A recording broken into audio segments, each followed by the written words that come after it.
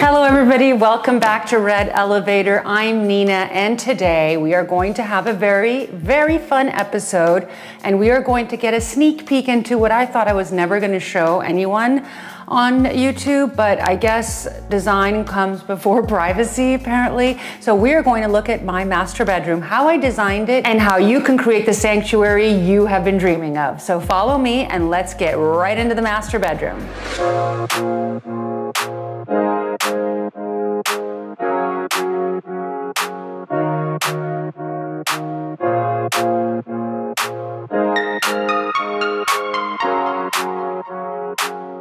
Since all of you always ask me, my outfit will be linked below in the comment section. And today I am wearing this great black and white shoe by Rag & Bone.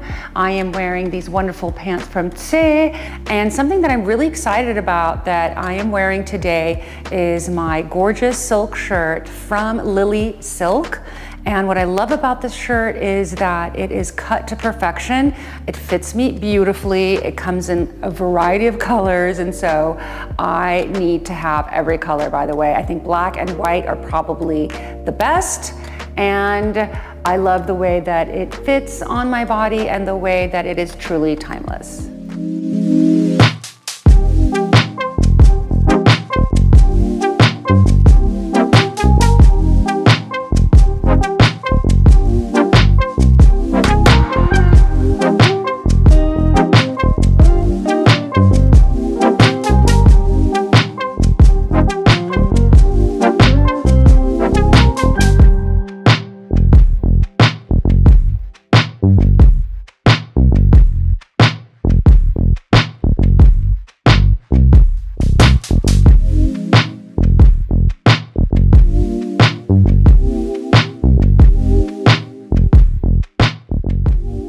Welcome to my master bedroom. This is one of the most important rooms in your home, and it should be treated as such.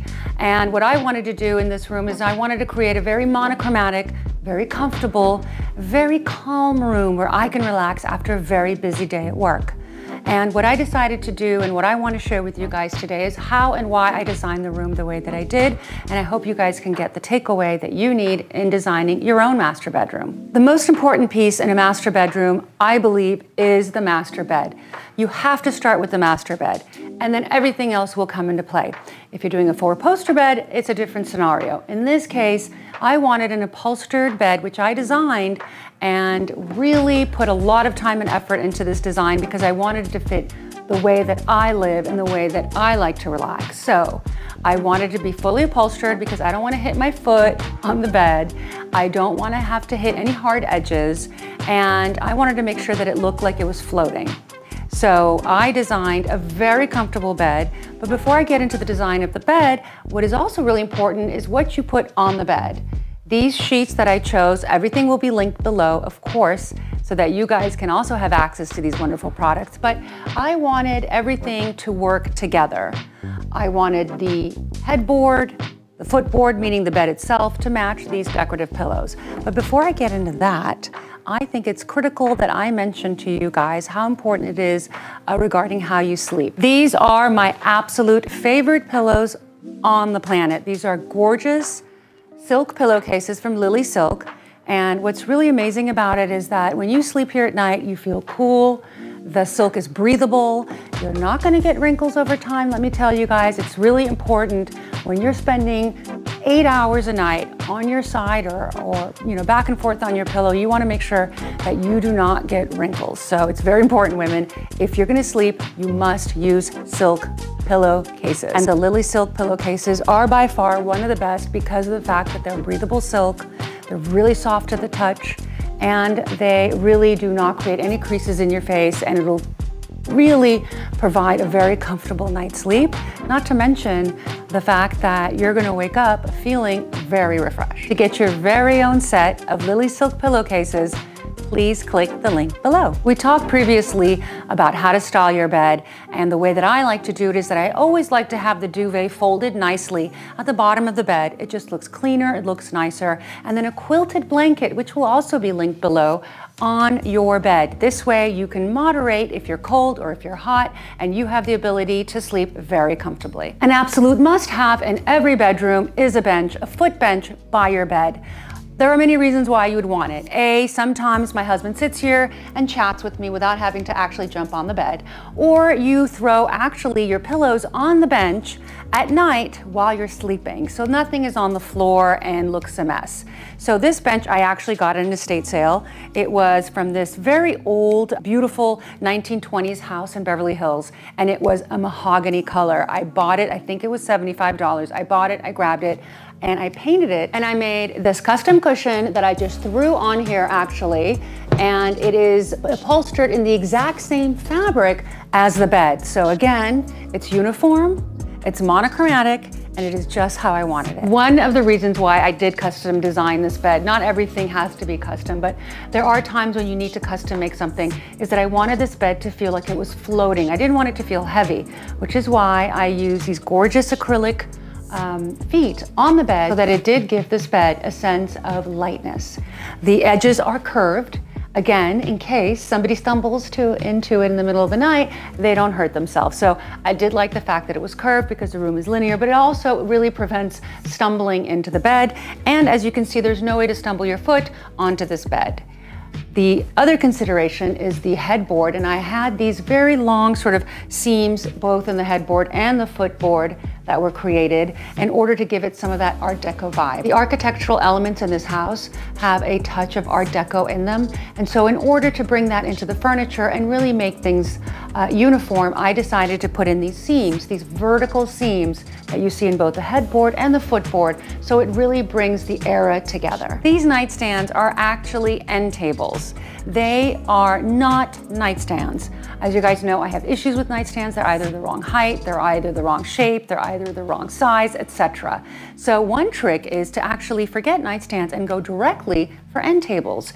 These I found at an estate sale. It was an 80s house, gorgeous house, 80s house with these gorgeous, crazy couches, which of course I didn't want or need, but I did need the end tables. These end tables are, on top of the fact that they are the perfect color, since I decided to go with a rose, sort of a dirty rose color for this room, they are also laminated. So what does that mean? They are indestructible. And I can put my glass of water, I can put my glass of hot tea, and not even worry about anything happening to these end tables. But what's really great is that I didn't even have to make them. I didn't even have to source them. I didn't have to design them. They were there, they were perfect, I grabbed them. So if you see end tables at an estate sale, know that you can also use them as nightstands. These lamps, although they look new, believe it or not, these are Frederick Cooper lamps from the 70s. They are original. I can't believe I found them. I found them on eBay, and I found two of them from two different people, and luckily they match. So again, things that you find in the past come back into the future, and that's why it's always good to be on the hunt to find the perfect items for any space. Having a seating area in a master bedroom is really a wonderful thing, because you'll notice that you will actually spend a lot of time in your master bedroom and not in the bed, and perhaps in a sitting area. I use the sitting area quite a bit. I love it because of the fact that in the winter it has a fireplace. I can put my feet up, I can read a book, or I actually work here sometimes on my laptop. And it was really important when designing the space with the architect to create that quaintness in a larger room. And so we created what is called a rotunda, a room in itself that is round, that is very cozy. And again, I wanted to bring the color, my dusty rose that I love, into the sculptural lighting fixture here. This is by Arteriors, and it really works well with this low, again, keeping the height of your coffee table always in unison with the seat height. You want to keep everything very well thought out so that it looks like you didn't give much thought to it. So that's the irony. If you do it well, it'll look like it's meant to be. My favorite thing to do in the day when I wake up is to open these curtains and really let the natural light in. We're lucky to have just unobstructed views of the mountains here. And when it comes to curtains, I always like to have a nice sort of sheer behind my curtains, because the light can be very strong the way that this house faces the sun. So these sheers really prevent it from being glaring in the room. So they have a dual purpose, they soften the room. And if you don't want them, you could certainly hide them behind the curtains. I always do a ripple fold. I tend to do a ripple fold in houses that are more transitional, and I would say that this house is a bit more transitional. So again, I'm gonna have my ripple fold curtains because they're easy to manage, they're easy to open and close, they have very clean lines, and they look really great in this space. The credenza under my television is, by the way, this is my favorite TV of all time. This is the LG 4K television, linked below, because you've never seen picture this good. I've actually done another video about this, so if you're interested in this television, you should definitely check out this one. Now, back to the credenza. This is Milo Boffman. I got this at First Dibs. I have to admit, this was a bit of a splurge, but you can do a bit of a splurge when you're buying an $80 end table. It's all about knowing where to put the money. This piece will only go up in value.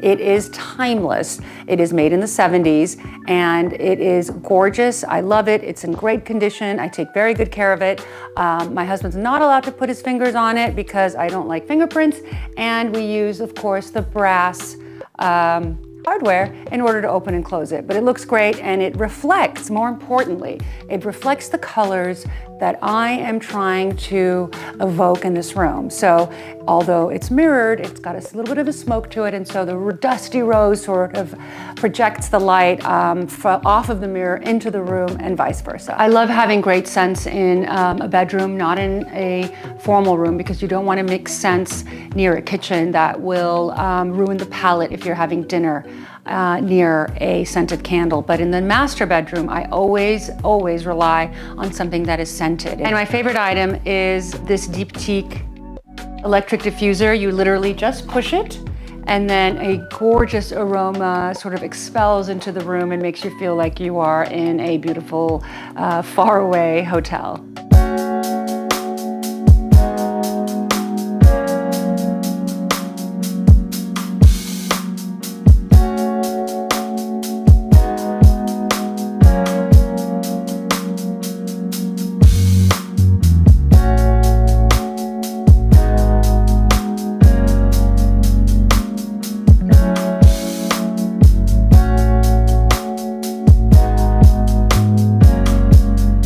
Thank you for joining me on this episode of Red Elevator. I hope you enjoyed the tour of my master bedroom, this crazy monochromatic room that I absolutely love. I would want to know, if you were to design a monochromatic master bedroom, what color you would like, or what color you would choose. Would it be dusty rose, or would it be a different color? So make sure and comment below. Do not forget to subscribe, give it a thumbs up. I read all of your comments, and I hope everybody stays safe, and I can't wait to share with you what I've got cooking for next week.